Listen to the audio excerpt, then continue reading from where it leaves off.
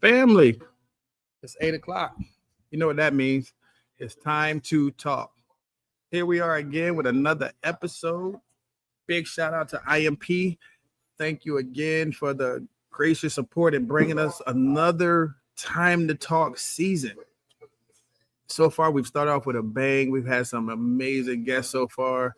Conversation's been through the roof. As you can see, look, I'm wearing my shirt. Learn to listen so others are willing to talk. If you don't have your copy, make sure you get your copy. Make sure you get your copy. Family, what can we talk about today? I know I had a great thing in mind. We're going to talk about bottlenecks in your department. Why is your tray late when they're calling for it? Why is that tray late to the OR? Many different reasons, right? It could be the tray isn't there. It can be that they don't know the process down in sterile processing. So they just sent you the tray and it's not ready yet, obviously. Or maybe the loaners aren't arrived yet. How do we fix that though?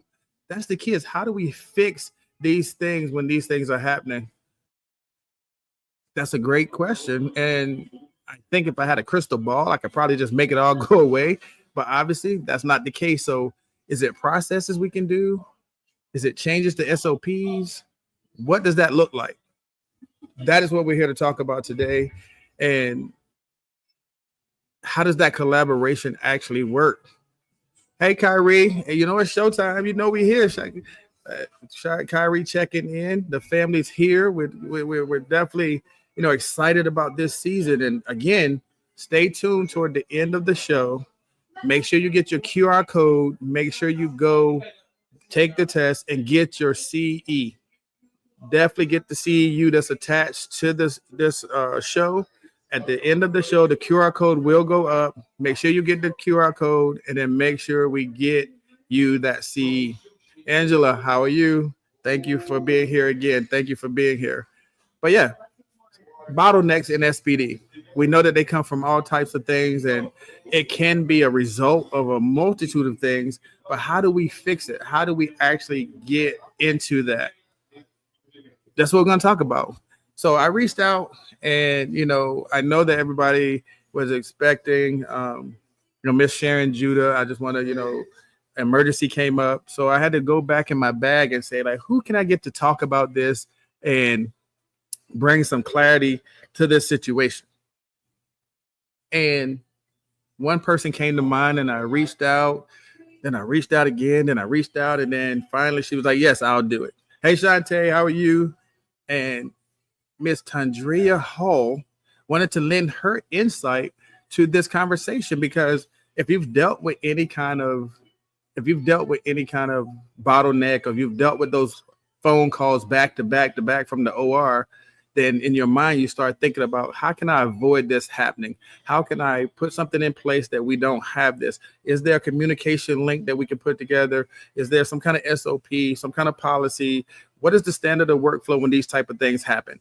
And that's what we're going to talk about today. How can we solve those bottlenecks when they happen or before they happen? How can we make this happen? Hey, Miss Annette, how are you?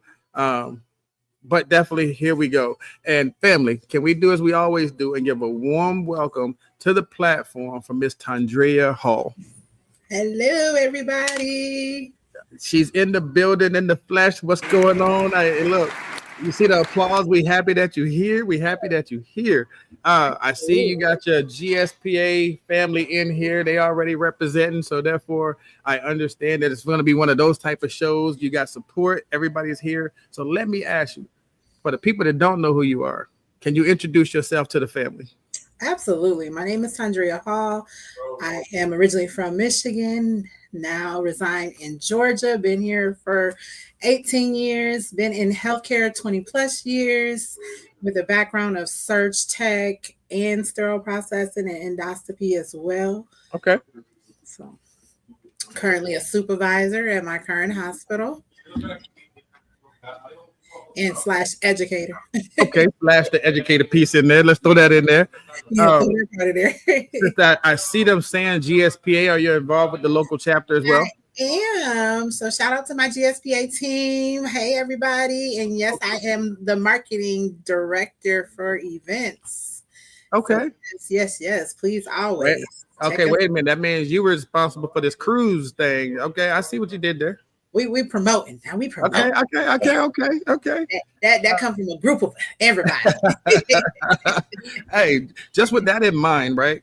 And you say you're the supervisor, you're an educator, and so that means that you've seen these type of things that we're going to be talking about.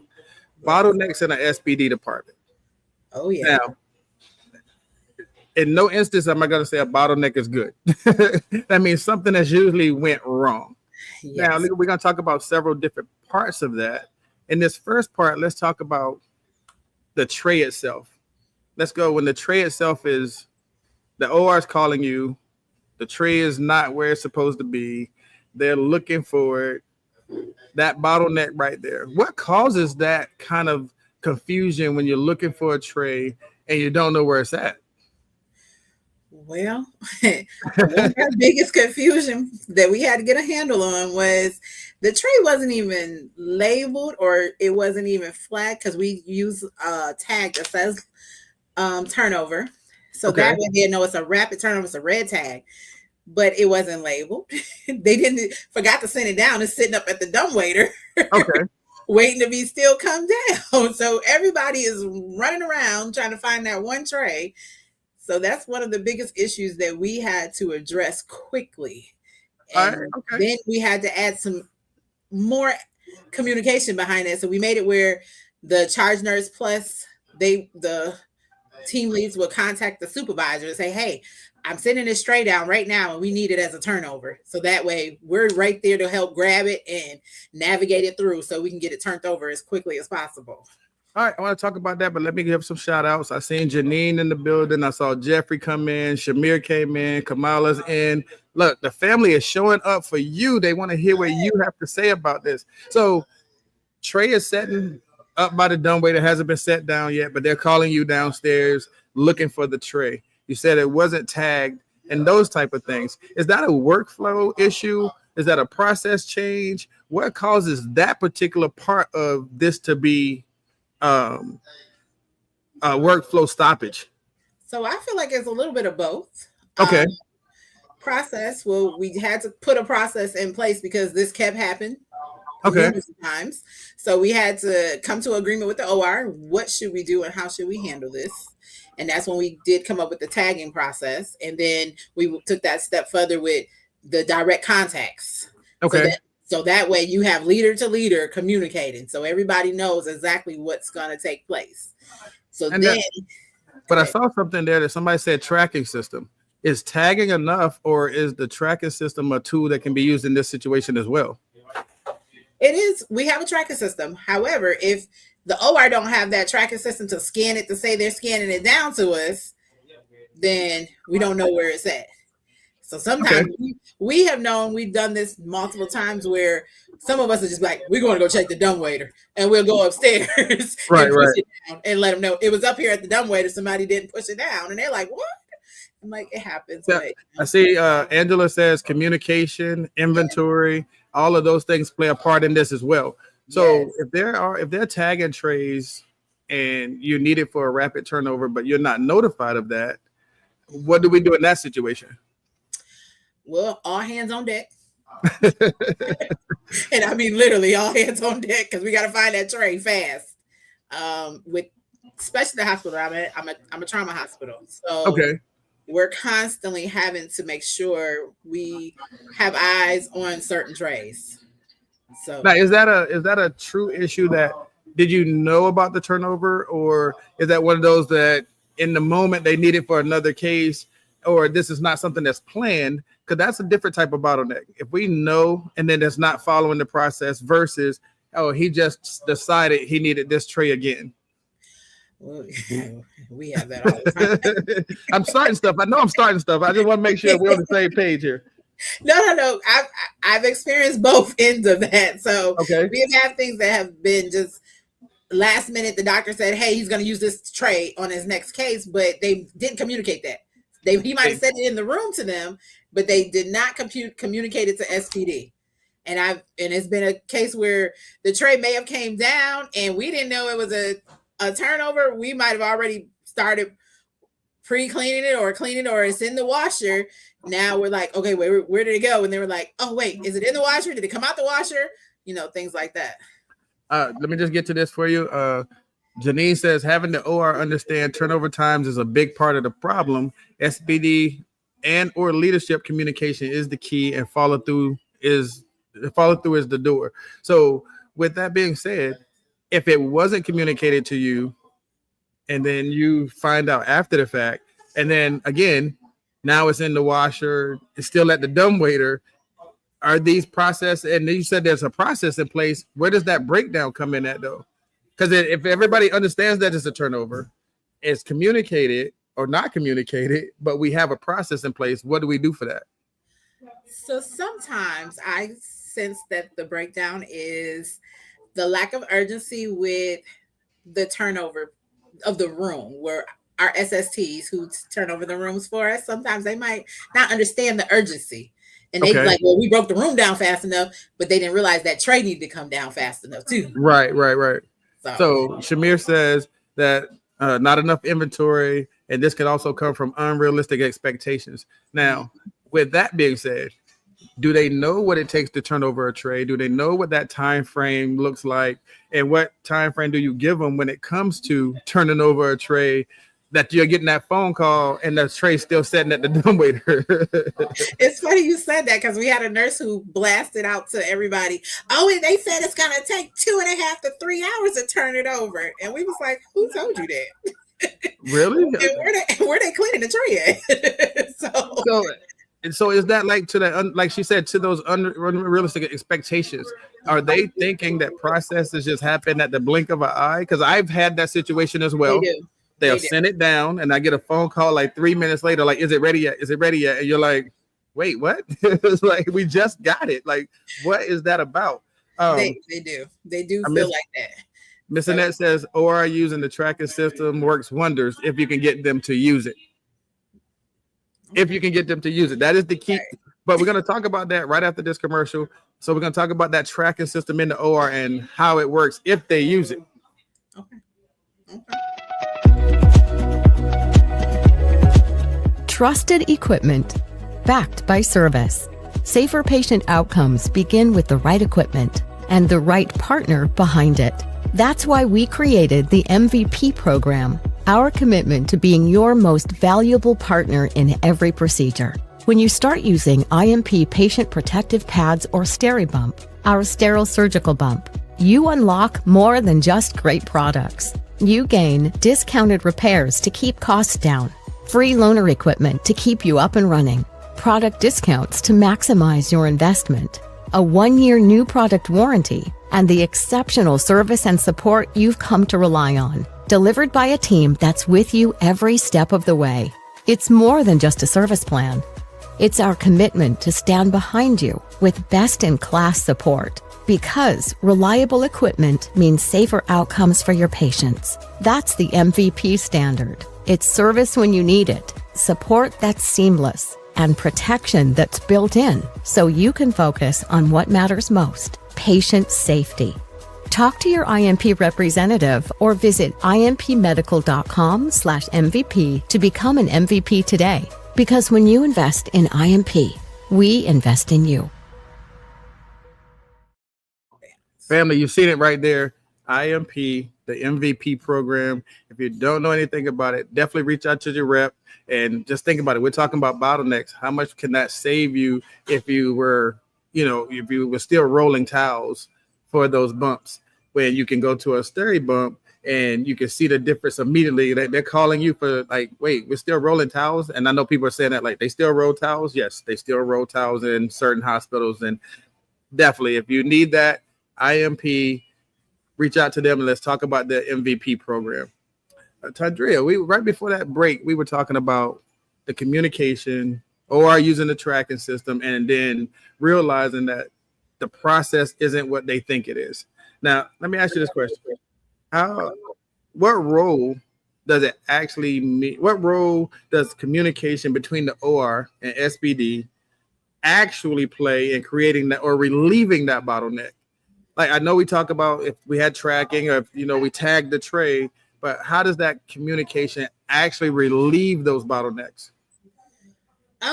It does help a lot, because it does help everybody to get more clarity of our process, because they feel like it's just you snap your fingers and here it goes. So a lot of times we have had it where we have the surge techs come and rotate down here. We have nurses actually come down for a week to do the process so they can learn the process, so that way they can get an idea of the actual time frame.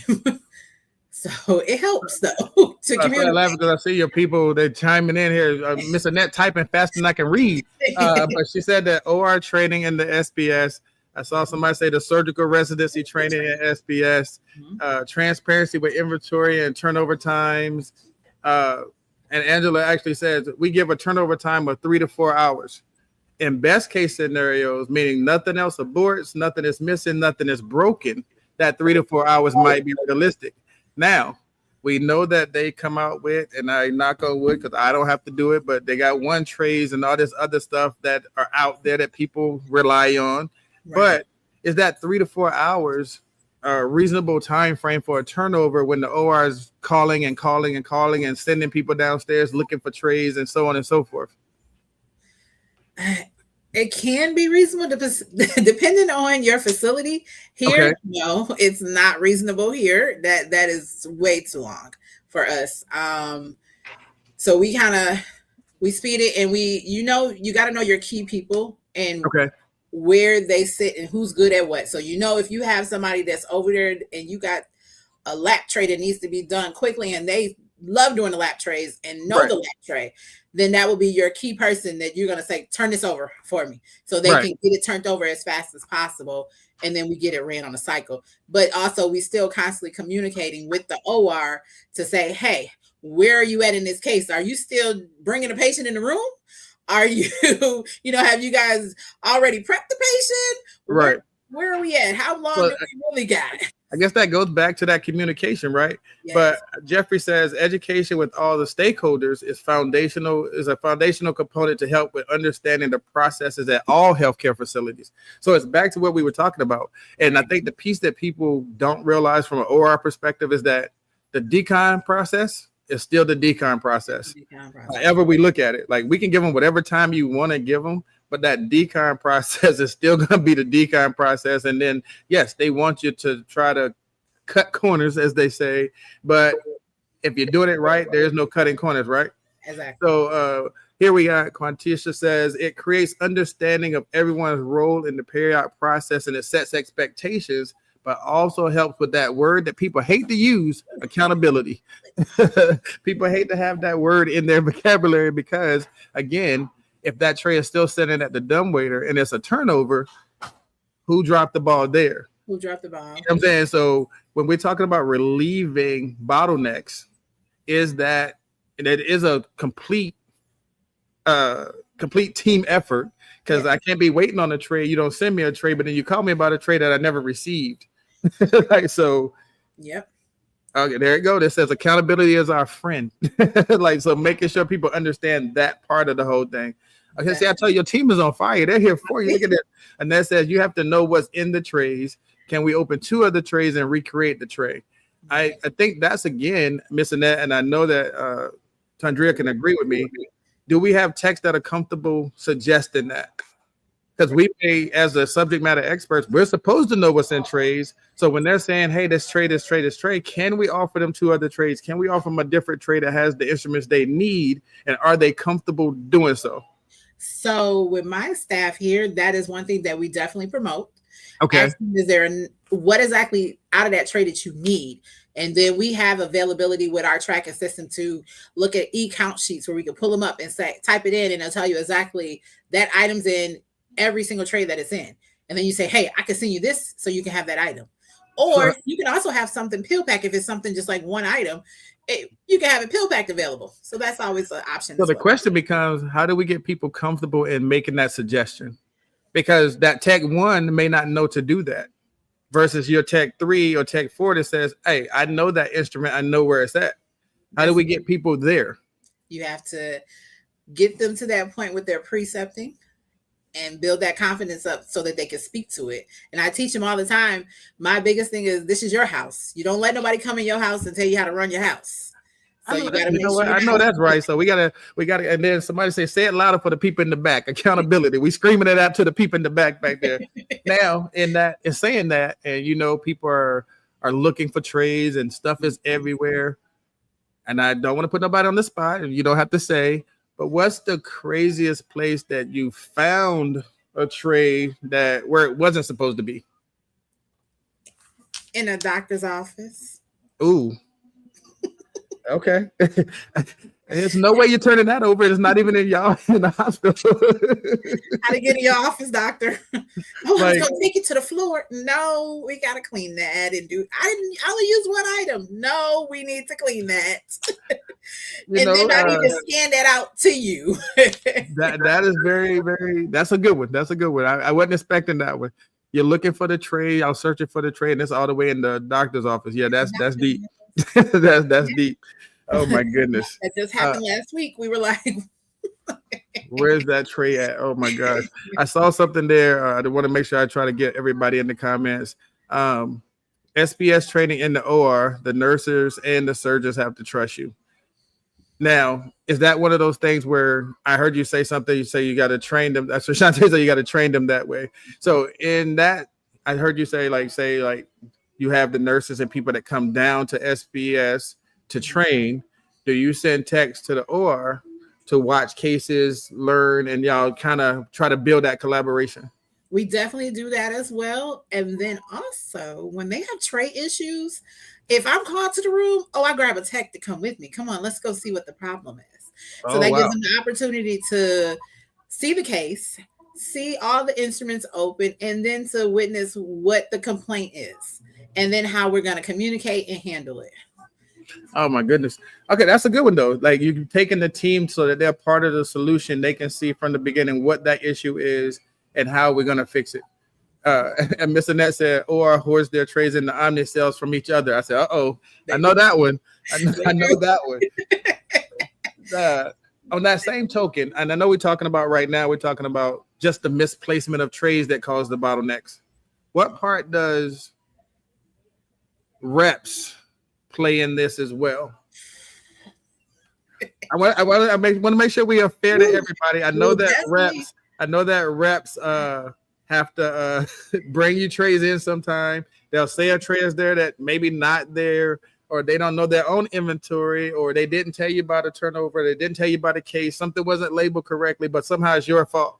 So that's before you get there though, let me I want to jump in here just because I love these comments that are coming through, and they're all for you, just so you know they're here for you. Janine says, love the mentoring, because it's the first time I've heard somebody say that they take the tech with them. So that's a good one, family. Think about that. If you got called to the OR and you're going to assess whatever that issue is, you grab a frontline tech to let them see it in real time. That is truly mentoring at its finest, because you're showing them from the beginning what that issue is and how we're going to handle it so we don't have that again. So I like that one a lot. That was actually a good one. Yes. Exposure to the problem so you can be a part of the solution. That's what we're saying. So that's a great part of that. So to my question, when you have those reps who are a part of the problem and not the solution, how does that play into, the bottleneck? Okay, well, I'll give an example of what we dealt with last week. First case start. Tray was dropped off in the middle of the night. Now, mind you, we're open 24/7, 365. So SPD is always running. Right. We have doorbells outside of our department. However, it was dropped off by a carrier who dropped it off on the loaner rack with a note on it and didn't say anything to anybody. So nobody didn't even know this tray was there that needed to be processed. So the rep comes in, where's my tray? And we're like, well, everybody's like, what tray? So everybody first was running around trying to find the tray. Then they realized it was out in the hallway, sitting on a rack. And then they saw the note that said, for the company, who is for, and the doctor. And we're like, here's your tray. And he's like, no. So in that situation, I mean, these are the situations that we find ourselves in. Like Shantae said, the reps are just as bad as the OR. They don't even have a concept of the turnover time. They just know that that's the tray they need. They said the doctor needs it, so that's that, right? Carol says, educate and empower your staff to make decisions to solve these issues. And then Miss Annette's on fire. She said, no, you got to call them out. You got to call the vendors out for the mistakes and stuff that they're doing as well. So yeah, I agree with that, definitely. So now when it comes to those, they battle for the cases here. So for those reps, right? Yeah. So for those reps, if they are responsible for bringing the tray in and it doesn't come in, or they have it dropped off by courier and it causes that delay, does the OR actually hold them accountable? Or is it still a SPD issue? So I'm glad you asked that, because in the past years, they used to blame SPD for it. Okay. Now, with our team that goes up to do compliance with the OR to make sure we're starting on time and everything, they will blame the vendors and hold them accountable for it. There go that word again, accountable for it. So it's their fault. They do not blame us because, again, the rep should have got here in a timely manner to make sure it was here and follow through the process. Just for y'all aware, that is a different show coming up. It's called The Blame Game. Is it finger pointing or is it blame? That's a different show, different time. We're going to talk about that again later, but that's a great segue into that. So I just want to bring that up. So stay tuned. There's a seed for that too. Angela says leadership rounds can help with that. Yep. I saw again where they said accountability. There goes that word again, but it's everybody being accountable for their part of the process. And that says stop the line, just culture, the patient safety. Is it a culture thing? Is it something that just happens and it's continuing to happen, or are you actually trying to have a solution for it? Right. Janine says building a good relationship with the reps is important, holding them accountable with the OR and the surgeon. We're going to talk about these issues together. Again, it's not all sterile processing, and I want everybody to understand that too. At some point, there will have to realize, and people will come out and say, all these issues can't just be a sterile processing issue. Like right. If the tray is not here or it wasn't labeled, how's that my fault? So that's one of those things where you do have to have that accountability. You do have to have that collaboration. And again, there goes those things that we all talk about, the communication, the teamwork, the collaboration, SBS, OR, one team. So everybody says it, but are we doing it? Right. Yep. That is the key part. Are we actually doing these things? Now, for your reps, and I know I heard you say couriers drop off trays too. Mm-hmm. Do the reps follow up on that dropped off tray? Do y'all have a rep system, a rep tracking, anything that says what the trays are supposed to be there and all that kind of stuff? So we do have some of our good season reps. They do follow that process. They know the check. They know, if I'm here. Some of them have my cell phone number. They'll call and say, hey, I'm sending in XYZ for tonight with the carrier. So they give me that heads up. If it's not here before my shift ends, then, that's communicated with third shift supervisor as well. So some of them do. Then you have some who's new. So they don't quite know all the ropes. So they just sent it by carrier thinking that was it. And then it's like the carrier ain't got no information for me. And I'm just like, okay, so who do I need to contact? Who's right? I mean, I got some comments here, but then I'm gonna make the family mad. I just want y'all to know it's coming. We had one rep. The trays were often late and tagged incorrectly. We unfortunately learned to expect his tray to be late. Is that an expectation we should expect though? Because if he's always late, are we just automatically like, hey, he's gonna bring it in late, and then we just process it and keep it like nothing ever happened? Are we holding them accountable? Jeffrey says that the policies, protocols, and processes, the 3 big P's to build opportunities of success. Yes. I like that one a lot. So, let me get this one. Then I'm going to ask the question, and it's going to, I want to get the minds going real quick. Case check is helpful, but only if reps and carriers follow the policies for checking in and labeling trays. Absolutely. You're only going to get out of these systems, even with tracking systems, you're only going to get out of these systems what we put in it and how we use it. Yep. But to say all of that, to say this, SPS, SPD, sterile processing, whatever you want to call it. What do we do when we are the problem? What do we do, or how do we handle it when it is on SPD that tray didn't get done, that tray wasn't processed, that tray wasn't put in the right place, that tray is left in decon, somebody left it in the Sonic, when it's us, what do we do? And I know we all sit here and said accountability and holding people accountable, but are we holding ourselves accountable? We still got to Let's talk about it. So, Andrea, what happens when it is SPD? We have experienced that one too. Okay. So, that's why we're here. Like, we're not just pointing fingers at one side or the other. We want to make sure that we're being fair to the situation. When it is us, we're calling us out too. Right. So we had an issue. We have a couple of these trays, not a whole lot. But it's considered a trauma tray. Okay. And it was an eye trauma tray at that. So eye trauma trays are automatically supposed to be turned over immediately. A lot of people shy away from the eye instruments because they're very small and tedious. That's fair. So, but it's everybody's responsibility to get that tray done. So it's set through 2 shifts before they needed it. And when they needed it, they had already been using the other 2 on 2 other ORs. So it got critical. So at that point, as my son said, I had to put on my critical thinking cap. Okay, there we go. And I was like, okay, that tray consists of this, and this. I'm going to send you this tray, and I'm going to send you this tray, and that should give you all the instruments you need. So back to the same thing. Yeah, knowing what's in the tray. But if we go by what everybody's saying, and I want to address this because it's what everybody's saying, right? Everybody's saying take accountability and fix it. Yep. Train and educate. Rectify it immediately, then retrain and educate. Time for the one-on-one conversations. So it happens again and again and again. And as you said, this has been multiple times of this happening. Are we in a position where we're ready to really hold somebody accountable, or that body's too important for our mission? Because part of this other part is staffing does play a part in bottlenecks too. So we're going to talk about that next, but are we truly ready to hold somebody accountable for this when you need that person? Yeah, well, I'm a strong believer of accountability, no matter who it is, even myself. I when I mess up, I stand in front of my team and say, hey guys, let me tell you what I did. And I explain it to them. And I'm like, now going forward, I got to do X, Y, Z. Right. It don't happen again. Because when I go to the VP office, he was like, what's your name doing on my board? And I'm like, ooh, how'd that get there? What I do?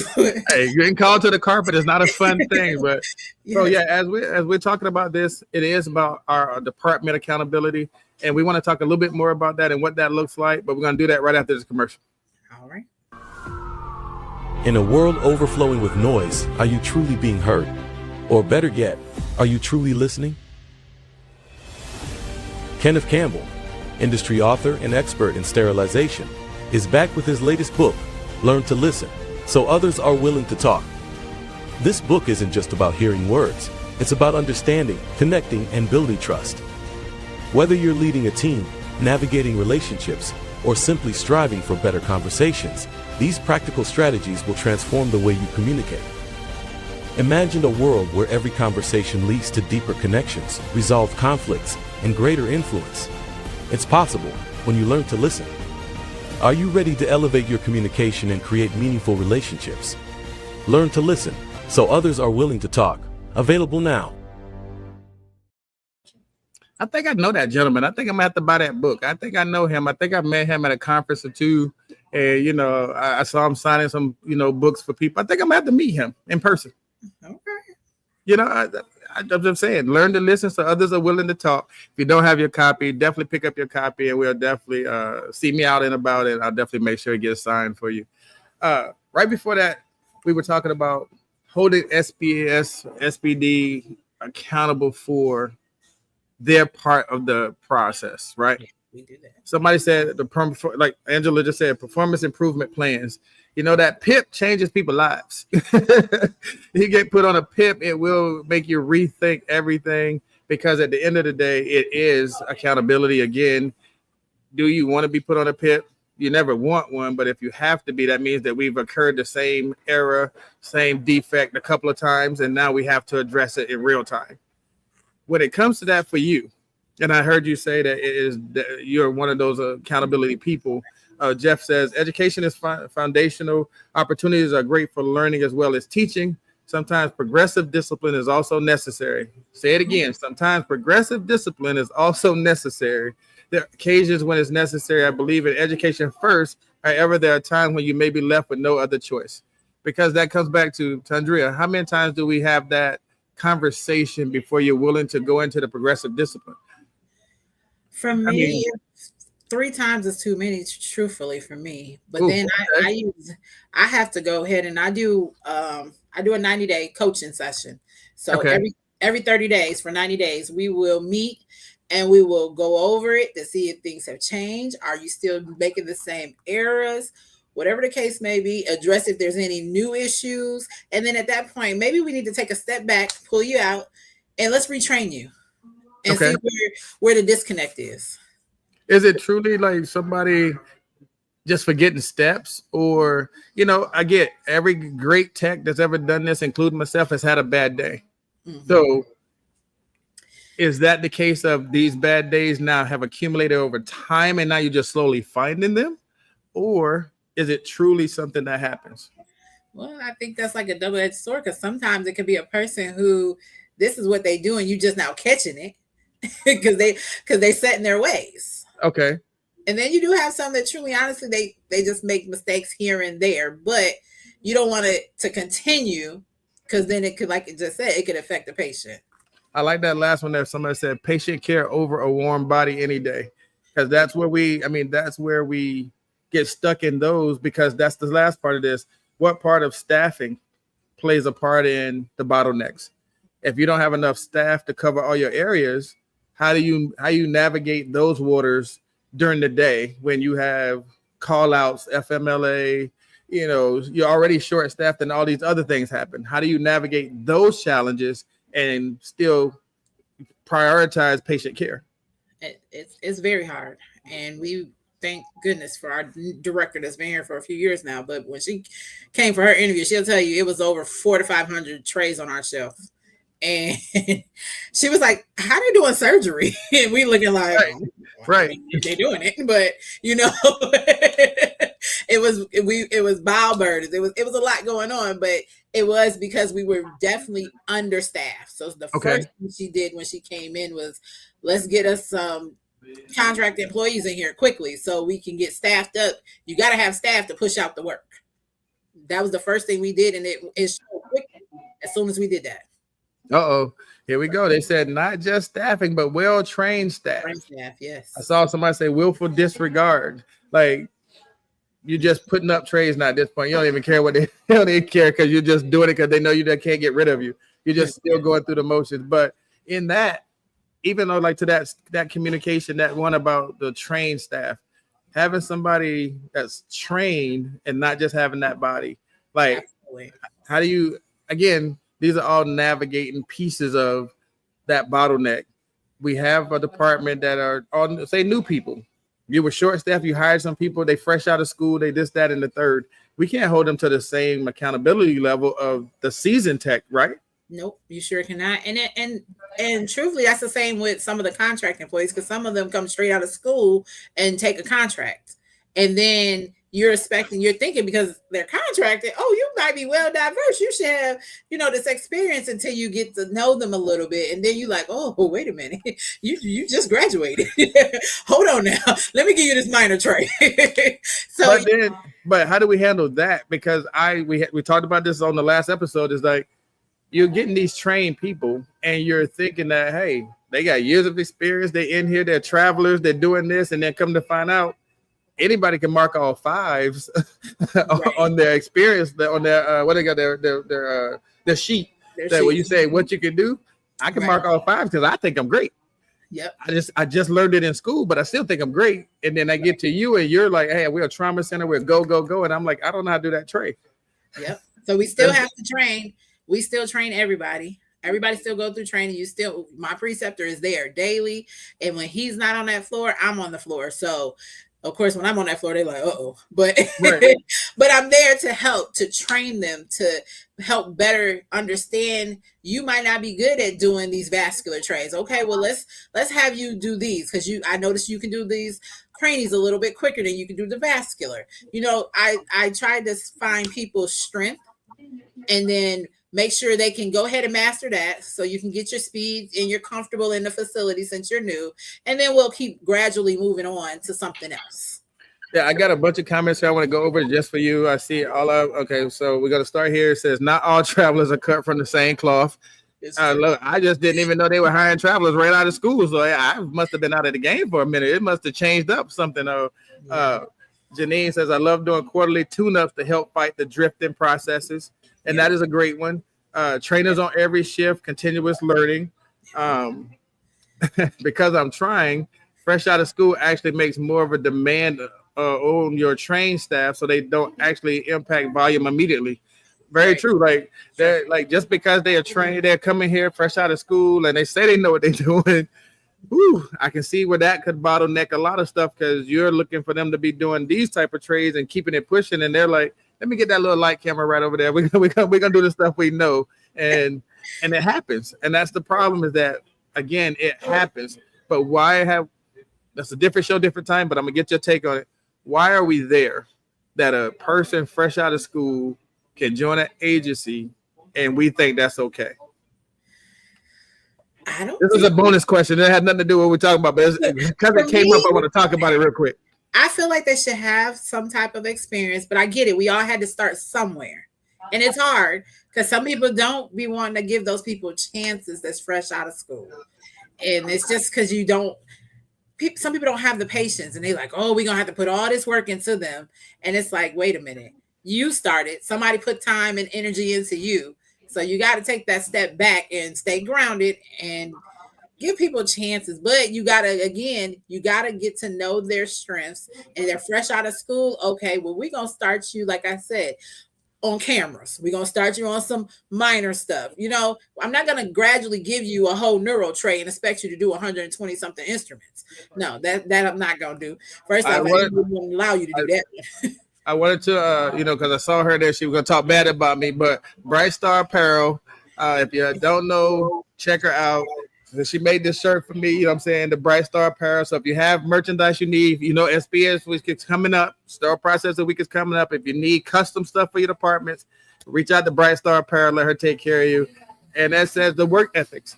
Yes, I think that's a big part of it as well, but we're talking bottlenecks and employees just not doing what they, you know, supposed to be doing. That's a little bit different if you've misrepresented yourself on your application.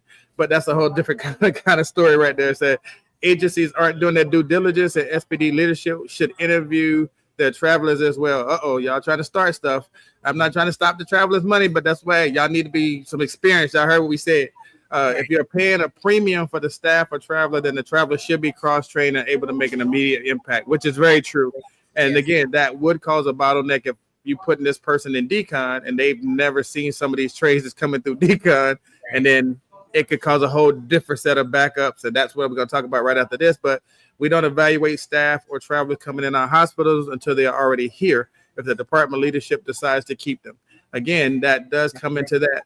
So to highlight what I just said on that, so it went away, but I'll read it when it comes back up. To highlight on that, how many times have you had the bottlenecks because of the decon process failing you, i.e. the trade not processed correctly, people don't know how to process it, or it gets caught in the mumbo jumbo because, again, that red tag isn't on it to say that it is a turnover. Is that a thing? That is a thing. You can have all types of issues happen in the decon side. For instance, I had 2 washers go down. We have 3. I had 2 go down last week, and the turnover tray was stuck in one of those washers. So that was a problem. And again, inventory, we need more of that particular tray. And that tray, that item costs a lot of money. So of course they hadn't wanted to pay for it. But now, since we ran into that issue, they're like, we at least need 2 of them. And I'm like, right. And so, you know, we had to, thank God for my communication and my relationship with some of our repair companies. I was able, even at nighttime, jump on FaceTime with the guy, and we're troubleshooting. And he's like, put this code in, put this in. And we were able to get it out, get it moved over to the working one to get it done. But just in case if it was to ever happen again, because, you know, Now you know, so you know what to do in that situation now. Right. And I like some of these that people are saying because they're not letting anybody off the hook. They're saying even in nursing, you have charge nurses. I think it says like it's like that everywhere. New nursing on night shift with no support. A charge nurse is only a nurse for 6 months now. So you have all of these people put in these positions where it's like, and I saw somebody say it's the plug and play. Like travelers should be able to come in and jump right in. But the expectation of agency staff is their experience and should be plug and play. We should not have to invest in their training. Again, I get what you were saying. They have to start somewhere, but I don't think they should start as travelers. Let's just clear that up real quick. But it happens, and you're right. So when we get into these situations and those bottlenecks happen because of our staffing, we have to then let's change the workflow. Let's change our onboarding. Let's change our, our precepting. Now, are we treating everybody like a new employee, even though they may be coming to you as a traveler experience? And now everybody getting that new training, that onboarding, that precepting, so we can evaluate where they're at. Right. Yeah. And that'll stop some of that. And I saw somebody say that this is the last part of this is equipment. We talked about like the washers failing you, the sterilizer failing you. What happens? I guess you, like you said, you touched on it a little bit. So if you can call the washer, you can call the guy for the sterilizer, because if the sterilizer goes down and you got trays in it, that's bad. The washer goes down and you got trays in it, that's bad. But what's the bigger piece of that? Does it actually put the onus on the decision makers to say, we need more inventory, or do we need better equipment? How are they handling these situations for those bottlenecks? Yeah. It's like I said, it's a little bit of both, because for us, it's probably time to upgrade some more of our equipment. So that's a decision, and we're at the table with now. And then also, I need you to pay this $3,000 for this item, please. Right.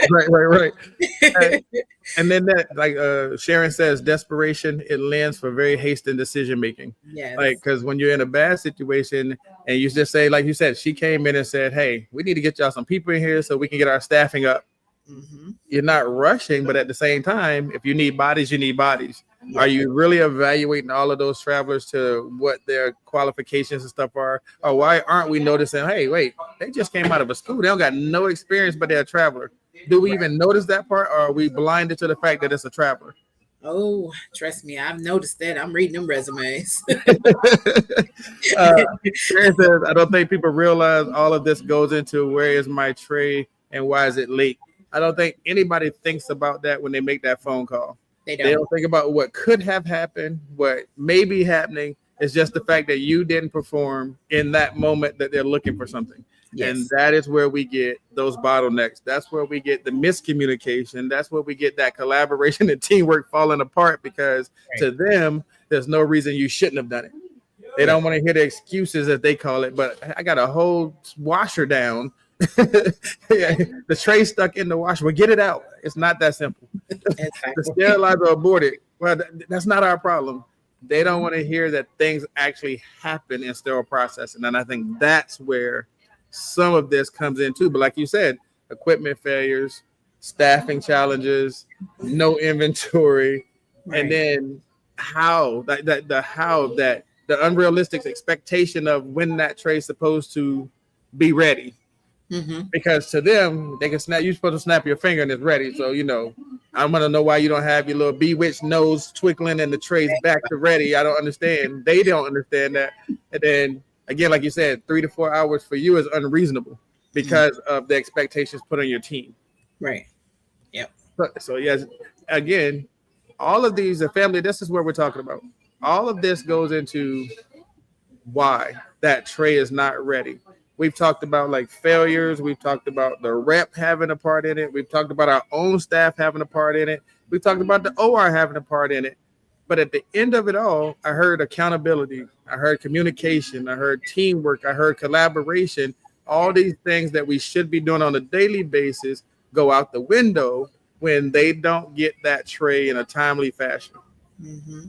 So why do we stop going through our basic functions and needs when it's an emergency situation that you feel like nothing can happen in sterile processing?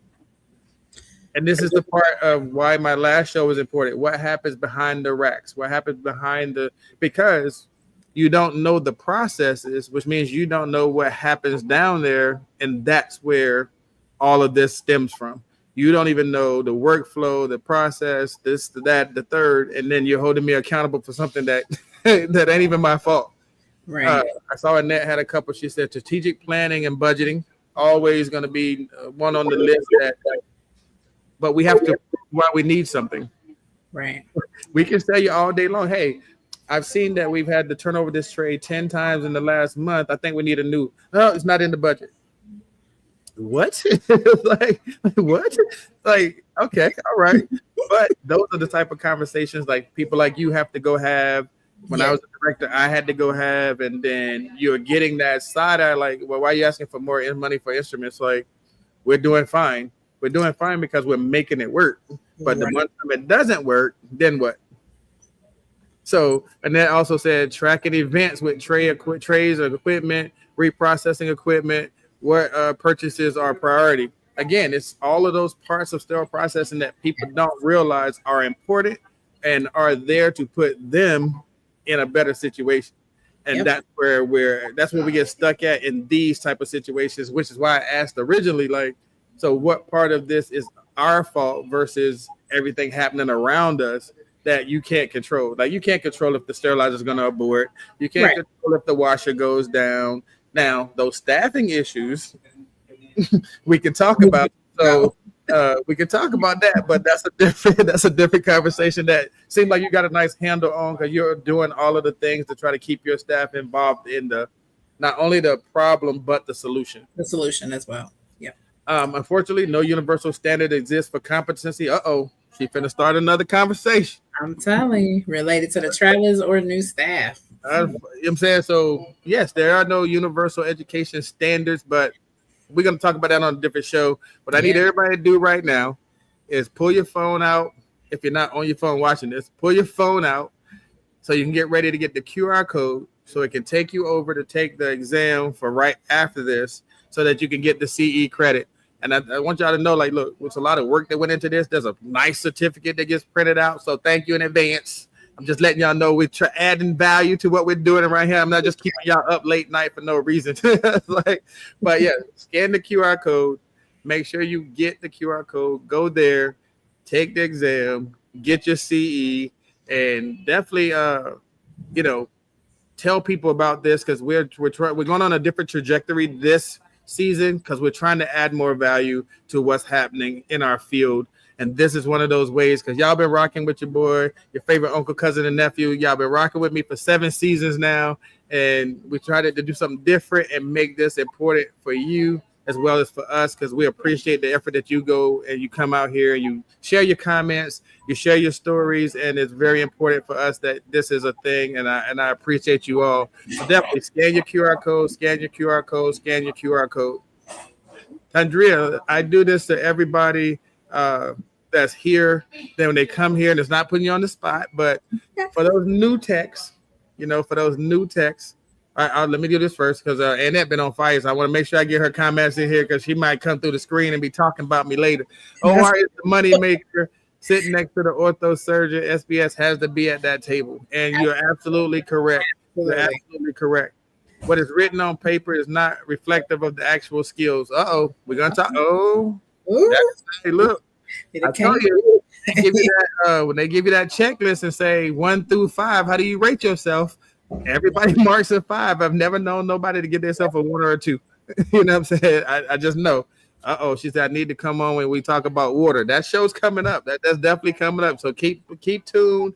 Talk to your team here at the GSPA. I appreciate all of them too. But make sure you're staying and paying attention. We're going to have many, many more shows that are coming up about all of these things that affect you over here and bringing it to y'all attention. See your comments on fire. I'm trying to get your question, but they keep getting here. Like, trace methodologies need to happen. The C-suite can't ignore information that shows you what the problems are. They may want to, but once you give them the info, change needs to happen. And that is why we talk about the data. That's why we talk about keeping paperwork. That's why we talk about the tracking, tracing, all of the things that we are trying to do to make this important. If you're not doing those things and you can't prove those things, what we always say on these shows, and you hear people talk about it, the C-suite only talks data and numbers, right? So if you have that data to take to them, then you're right. Change can happen. But again, is it important to them? Right.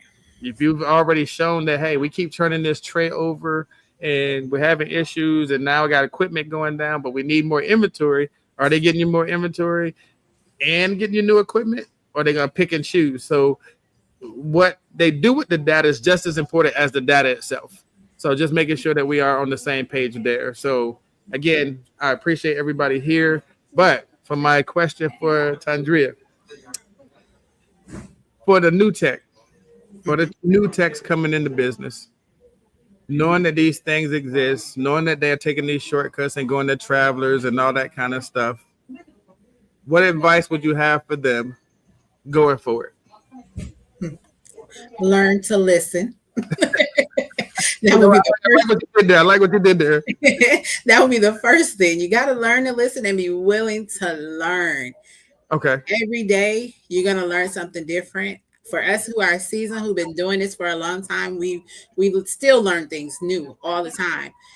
And just be patient. You get some of those new students who are fresh out of school who's excited and thinking they just gonna learn everything. And then when they make their first mistake, they're devastated. It happens. Right. You're not perfect. Throughout your career, you're gonna make multiple mistakes. You just have to learn from the mistakes and move forward so you can focus on not making them again. Now, I will say that to that point though, when they're coming out of these schools, and as we touched on it a little bit last show, when they're coming out of these schools, what are those expectations if they're not really being shown stuff the right way? And not talking about anybody's schools in particular, I'm just letting y'all know that now. But at the end of the day, I've heard that there's no externships. Some people have never touched the instruments coming out of a school and all of these things. And now you get that person, and that expectation is, I thought you at least knew the basics. And then you get them out of school and it's like you're really doing an OJT, because what did they truly learn? So again, I get it. If they make that mistake, it's not the end of the world, because you don't know what you don't know. Exactly.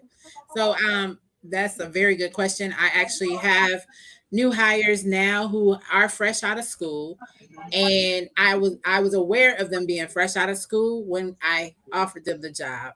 Okay. And that is great because they're eager to learn more. So we definitely have a process. My preceptor works side by side with them. Everything they touch, somebody has to check it off. They have to QA it. Okay. Same if they're doing case cart pulling, or if they're doing sterilization or decontam, somebody has to physically be right there to check it off, to make sure that everything is done correctly. And then I also have a checklist that we'll go through, and we'll check off what you have completed and what you haven't, or what you might need to work on. So we do that too as a process for their full 90 days. Okay. Okay. So in that same token, for your seasoned people, for that seasoned techs, low tenured techs, whatever you want to call them, who feel like they're right there, like I'm almost at the door, I can't do this no more. What do you tell to them? I'm patient with them. I tell them, you are my seasoned tech, and I understand you've been doing this a long time, but this is not your way. You got to do it the right way. So look, sometimes the culture, and I look, I've been here 40 years. I know what's happening in the sterile process. And, you come in with fresh ideas, everybody ain't on that page. So I do get that. And I love what Ed just says, that you gotta be coachable, be humble, and be teachable. Like, for all of the bowls, you got to be all of them. Exactly. Love that you give them those chances. Because again, I've heard in this, and I got shows coming up about it. I've heard that is one of the hardest parts of some of that training, is that they're going to these schools and they can't get employment because nobody wants to give them their first chance. Right. Nobody wants to be the one to say, I gave them that open door, because they didn't have the externship. They didn't have this and that. So no, and they're certified. Yeah. So certified with no experience still doesn't equal job. So so I've heard it, I've seen it, and now I'm like, what can we do as an industry to try to change some of that? Yeah. So I've actually myself have been going to some of the job fairs at the actual schools, sitting down talking with some of those SP students. And then at one of the schools, I don't even know where the school is located, For whatever reason, they got my name and number and email from somebody, and I'm hiring some of their students. Okay. So I don't know who it is, but this guy got my information, and I'm happy. So far, his students have been doing very well, and they are employees, and this was their first SPD job. So hey. And we like that, and that's why we said we got to give them projects. We got to engage with them because you are giving them a chance to try to start their career and better themselves, and we applaud you for that because there are people out there who are obviously not giving them those same chances. So again, we appreciate you and thank you for that. Family, this has been Time to Talk with the one and only, the great Miss Tandria Hall and her fabulousness and all her crew that was in here giving us this good insight tonight. Again, as a kid say, you know what I'm saying? Look at she like definitely make sure you take your tests, make sure you scan on, get your CE, and then definitely tune in next week when we talk about more topics like this that involve you. That this is what we're talking about this season is the things that people don't want to talk about. It's the not so glamorous side of sterile processing. Again, stuff like this, those bottlenecks happen every day, but how are we addressing them? Is it us? Is it them? Is it everybody? Is it, what parts do everybody play? And can we put something in place where the teamwork actually happens? That's what we're trying to solve this season. Those things that nobody wants to talk about. And we're behind the red line talking about it. So definitely, I appreciate you. Thank you, ma'am. Again, family, same time, same place next week. It's been Time to Talk. I appreciate you all. Thank you so much. IMP MVP program. If you're definitely looking for support for those things in your hospital, as far as your leg positioners, ways to make sure that you're not rolling those towels, and somebody who's actually going to be a support system for the product that they have in your hospital, IMP, the MVP program may be just what you're looking for. Give them a shout out today and definitely check them out. I saw Annette. That is a great point. If you need more assistance, join a chapter. Yes. See, like I gave you a plug right there too. So join the chapter. You got the marketing director right here. We right here. We got this going. Family, thank you, and thank you. I'll see y'all next week. All right, bye-bye.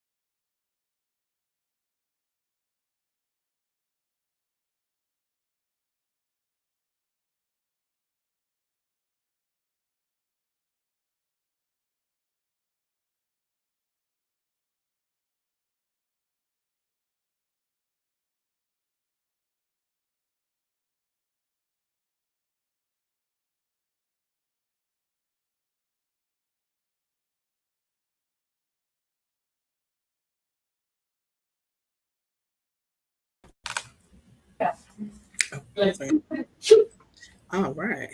I don't know what. I'm here. He's there also. I've muted his mic, but he'll have to mute it on his side if he don't want us to speak. Can you hear us? I can hear you. Oh.